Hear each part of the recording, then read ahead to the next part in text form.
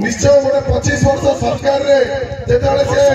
आपण मान दुख बुझी पारानी पंचायत को रुग्ण अवस्था नहीं आसला से 6 मास सरकार निश्चय आज आसीचु कथा देइथिलो आमे जितिबा परिवर्तन करिया मंच बढ़िया पंचायत बड़ दायित्व कम को लेकिन पंचायत करवा तेणु आम गोटे क्रिया प्रक्रिया गोटे वार्ड कमिटी गढ़ी गोटे पंचायत कमिटी गढ़ाई जो वार्ड कमिटी माध्यम प्रति वार्ड